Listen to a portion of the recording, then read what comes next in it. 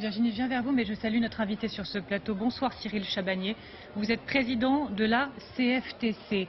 Je voulais vous interroger d'abord sur le fond du projet, mais une fois de plus, la fin de journée, elle est éclipsée par ces images. C'est un fait malgré tout. Je voudrais vous interroger du coup sur ce que l'on voit. Est-ce que cette journée d'annonce, les discussions, les avancées éventuelles, vous me direz si vous les qualifiez ainsi, sont gâchées par ces tensions? C'est toujours difficile de voir des images comme celle-ci, c'est très problématique. Aujourd'hui, on a un geste de la part du gouvernement qui n'est pas neutre, qui est même important avec le retrait de l'âge pivot dès 2022, tel qu'il devait être instauré dans les modalités, et de voir que certaines personnes continuent à manifester, on peut le comprendre, puisqu'il y a des personnes qui sont contre ce projet de régime universel par points, et donc la manifestation peut être compréhensible. Mais qu'on aille vers de la violence, c'est vraiment pas la solution. Alors on a une autre. Je me retourne vers vous, Cyril Chabagnier. Je rappelle donc que vous êtes président de la CFTC. Vous êtes très satisfait ce soir ou non de ces gestes de Matignon? Très satisfait, j'irai pas jusque-là, mais c'est un signe important qui a été fait par le gouvernement. En quoi? Sur le fait de nous avoir écoutés, de nous avoir entendus sur l'âge pivot. Nous, depuis le départ à la CFTC, on dit qu'on ne veut pas de réforme paramétrique avant cette réforme systémique de mise en place du régime universel par points. On a refusé d'avoir cet âge pivot qui démarrait dès 2022, il ne faut pas oublier, dans le programme et dans le projet de loi, dès 2022, et qui progressivement, jusqu'en 2027, devait faire travailler jusqu'à 64 ans, ce fameux âge pivot de 64 ans.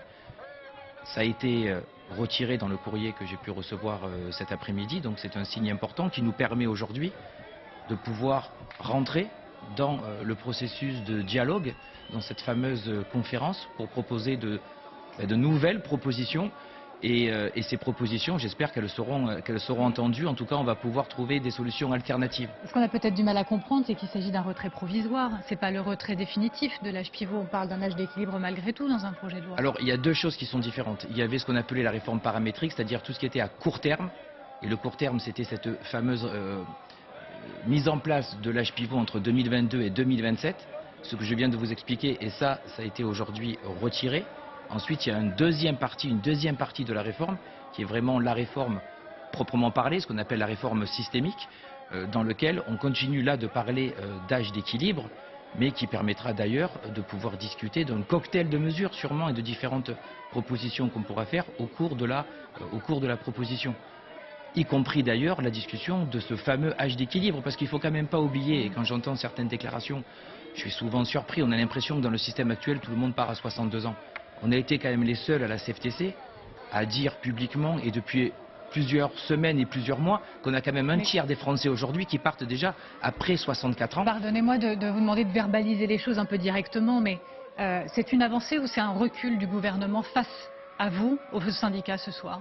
Je crois qu'il faut arrêter de parler d'avancée ou de recul. C'est juste que le gouvernement a pris en compte ce que disaient plusieurs syndicats réformistes, et notamment la CFTC.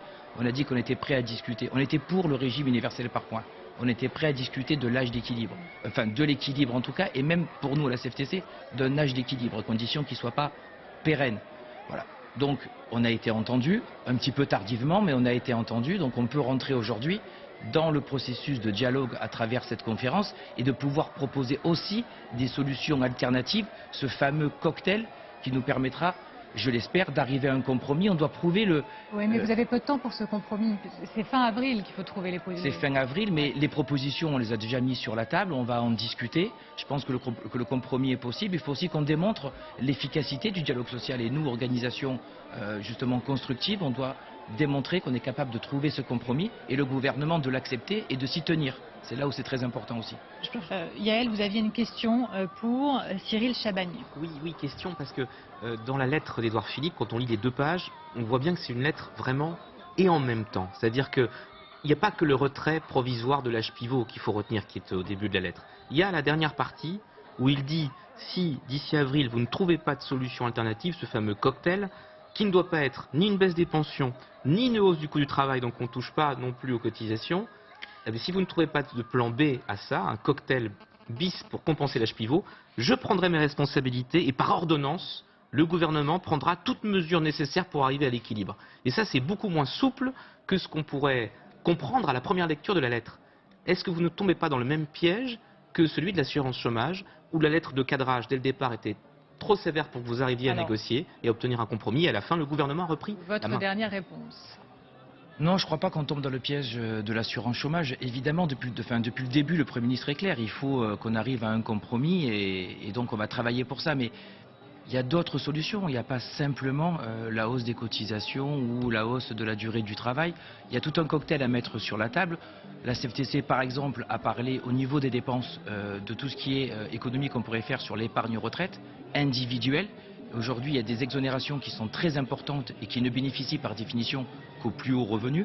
Non pas le côté collectif, style PERCO, sur lequel là, ça bénéficie aux plus modestes, sur lequel il ne faut pas toucher, mais sur le côté épargne-retraite individuelle, il y a vraiment beaucoup d'argent à récupérer. Voilà une possibilité qui est mise sur la table. D'autres, il faut travailler aussi évidemment sur la pénibilité. On va travailler sur d'autres critères qui sont un peu plus sur du long terme, mais très importants, comme le cumul emploi-retraite, comme la retraite progressive, comme une politique sur les seniors. Et enfin, dernière chose, côté recettes aussi, parce que là on parle que du côté dépenses, il y a des choses à faire sur les côtés recettes. Je rappelle quand même qu'il y a des exonérations de charges importantes qui ont été faites, avec l'engagement de l'État de faire des compensations. L'État n'a pas tenu ses engagements et les compensations n'ont pas été faites. Donc on mettra aussi sur la table le côté solution dépenses, mais aussi la responsabilité de l'État sur la recette. Et je pense sur la table de la conférence de financement. Sur la conférence, mais je pense qu'il faut, juste pour terminer, se donner un peu de confiance et montrer qu'on est les uns les autres responsables et utiles. Aujourd'hui, il y a une ouverture qui est faite, on doit discuter, on doit faire des propositions. L'ensemble des organisations syndicales ont vraiment des propositions à mettre sur la table. Il faut que le gouvernement s'engage à les reprendre. Moi, hier, dès la sortie de la conférence de presse, j'ai demandé que publiquement, le gouvernement s'engage à prendre un certain nombre de nos mesures pour qu'on arrive à un réel compromis. Et je crois que le compromis est possible. On verra si ce sera le cas dans les prochains jours, prochaines semaines. Je vous remercie, Cyril Chabagnier, d'avoir été avec nous. Je vais vous laisser filer et Julien Arnaud du service politique va prendre votre place. Bonne soirée à vous, alors qu'à 18h30,